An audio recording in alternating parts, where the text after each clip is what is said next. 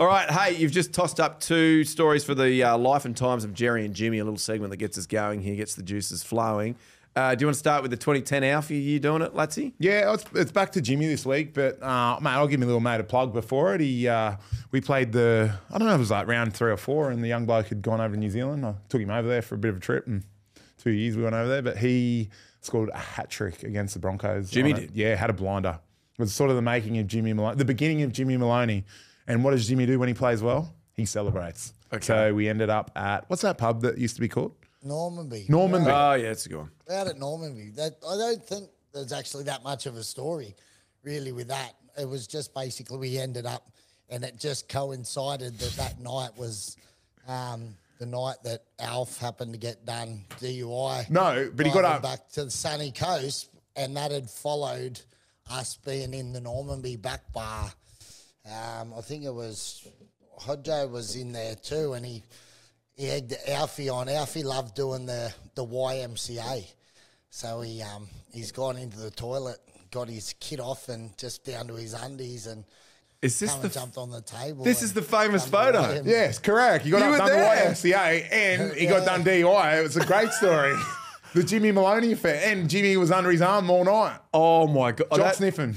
I dined out on that photograph. That provided a lot of content for me. Yeah. I didn't know you boys were there. Yeah. That's massive. You know, from memory, the funny thing was, like Alf when he does the YMCA, trying to think what it was, because what do you go? Why when you do the M like this, he did it like this. I don't know if you can sort of see. Yeah, we can see ya. So it was like YM, whereas everyone else goes like YMCA. So I found that quite amusing to myself while he was up on the table doing that. But, Mate, this is a great story, Jimmy. Is that a Queensland thing? Do they do they spell YMCA differently? They say ool and pool and school like differently. Do they? Yeah. Do they? Yeah. Remember Dane Nielsen? He used to say school. He used to go to school, go swim in my pool. That might just be Dane. I don't know if that's the whole state. Yeah, maybe he represents. No, I heard Ruben Cotter the other day said he went to school. All right, then we'll hand over to Jimmy for the Hino story. Can you first tell us the story that he reminded you of, and then tell us your bet with him in 2016? Yeah, I was actually just thinking about it, but I can't remember what it was. He was telling me about it, and that's probably why I forgot about it. Like, I didn't know what it was. But the bet, you remember the bet? Yeah, I do remember. Now that you said, I do remember. So we'll go into the bet. So Hino was there. So playing with Hino, mate, just a background on Chris Hynington. He is one of the best teammates you'll ever play with. He, like, for team morale and bringing a group together, unreal. And then, I don't know if it still happens, but a lot of the time back in the day when we were playing, if you ever had to split into, you know, for walking touch or something before the session started and you were splitting into 2 teams, it used to always be helmets versus forwards. That was how we'd split it up. Makes sense. So it'd always go, and then there'd always be these arguments about, you know, no one wants a 4E and all that sort of stuff. So was it a pretty clean split down the middle in terms of once they'd had the procedure? Lassie, don't laugh before you get the joke out. Right. Someone commented on YouTube about me laughing at my jokes. Sorry. So it was going, we're getting there, and there'd be all these arguments. We'd say, look, girls don't like 4Es, you know, they tolerate them, but no one ever takes a bloke home and goes, geez, I hope they got a 4E. So anyway, Hino, he's in the 4E category, and he came out with if we win the competition, I will cut my 4E. No. So I said, bang, we're on. That's a deal. This is probably mid-season as we started, like mid-run of those 16 in a row or whatever we won. And as we got further and further along, I was like, bang, we're on. And at one point, the following year, I actually, because Hino was playing, if you remember, Hino he could play for England. That's right, yeah. So I feel like the following year it was, in 2017, we had like a weekend off, and it was like a standalone rep weekend that they put in mid-season. And I actually called a doctor about to book him in. So I made an appointment for him to book him in, and fucker got picked in England, so he wasn't available to do it. But he still owes me a foreskin. How good, so, man. So obviously 2016, amazing year for the Cronulla Sharks. You know, they win it. Was it 52 years in the comp, or they turn the porch light off, you know.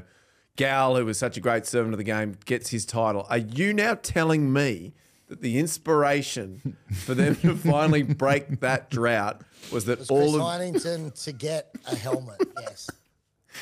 Was Heinington circumcision? Deep. Yeah. I don't know why they don't, because often, you know, I saw a lot of things post that grand final, you know, interviews with Sharks players and even, you know, following grand finals when they talked about it. Nobody ever spoke about just how inspiring that was for the boys and, you know, recommended that. We spoke about it behind the post when we got down for the first time. We said, boys, dig deep. Heino's going to get a circumcision here. Dig deep, boys. And then obviously it meant a lot for Fafita, because then he went out and carried 5 blokes over the line to score a try. And that leads into Kieran Forey playing 300 games this week. Oh, yeah. Good. Right, yeah, because you did give that famous spray down the beneath the goalpost. Isn't there was it you did, didn't you, Jimmy, when you guys were down and you were telling everybody to? Yeah, we spoke about it. That's what it was. You know, there's them parody ones on YouTube. We need to get them to get hold of Maloney yelling at the boys. We need to do this, but Chris Heinington's foreskin. Oh, Jesus, that is great. You know what? Here's an idea. People love stunts on podcasts. What, and you know, I know Heino, what if he does it here on the podcast, live? We'll get a Moyle in. Stream it. Dr. Jimmy. Put the mask on. I told him that his lovely wife, Sandra, would be so appreciative. It's Sonia, not Sandra. That's right. Sandra's nice, actually. Yeah, Close friend of yours. Sorry. All right, well, let's chat to Heino. Let's make it happen. Let's get a bit of a public, you know, swell behind this. Oh, you know what? Sandra. Lovely Close, wife. yeah, close family. Again, he just threw a dart at the dartboard. No, it's all good. I'm going to message her on Instagram. A couple of things to look forward to. Latsy getting punched up by the 60-year-old and Chris Heino getting his foreskin whipped off here on the podcast. It's going great. All right. Hey, footy news. Do we want to do some footy news? Mate, let's just get talking about this shit. This is cracker. Well, have you got other ones? We can just, you can just say, well, we can skip the footy news if you want. I reckon we throw out a poll to our listeners and go, would they prefer Jimmy Maloney's stories mixed in with the odd Jerry and Professor turn up late, or do you want to actually talk about the rugby league games? Well, I don't. There's only so many stories, mate. Yeah. What are we going to say? Mate, 10 an episode? 2 just come to my head when we were talking then. Like, write them down. Don't we? Can't we want to? Yeah, no. Before write them down because I forget about them all. Alfie, yeah, you Dory, Alfie, and the Heino one. I've got a bigger brain than Jimmy. Okay, and a few other bigger things. But we want to stretch this thing out. Oh God, after 4, you're talking about stretching it out. Let's not. We've done enough of the tool chat. All right.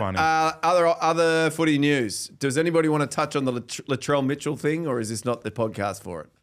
Yeah, I can talk about it. I'm more than happy because I reckon, all right, regardless of, you know, whether it's the right actions, like whether it's cocaine or whether it's whether he was doing the washing and spilled some washing powder or whatever, I don't know. But I reckon my biggest gripe with this, and I remember way back when Piercy had the infamous sort of dog incident, all right? And a mate of mine was telling me it is actually illegal to film someone without their knowledge in a private residence. All right? So that back then, like the Piercy thing, and then obviously this thing here with Latrell is inside a house, like it's a private residence. So for me, like not condoning the behaviour or whatever, and also understanding the demographic we work in football, all right? This is not a rugby league issue. This is a society issue, all right? Like there was just an incident with an Olympian after the Olympics. The AFL just had the whole big thing on them actually sitting players out from playing so that they don't test positive for recreational. Like this is across the country. This is not a singular rugby league issue. And I just think the NRL has an opportunity to go and find out who it is that's taken this, who's breaking the law, taking this and causing, this disruption in the rugby league world. All right, for someone like, why do our players are they not entitled to the same privacy that every other person in the country is entitled to? No, you're right, Jimmy. If they made a statement about that, so if the NRL integrity unit or something went away and they pursued it, okay, where's the photo come from? Who did that? Bring them and go after them. Then I'll tell you what, it would stop all the fuckheads down the track that are trying to make a quick buck or trying to screw someone over. Yeah. And the game would be better for it.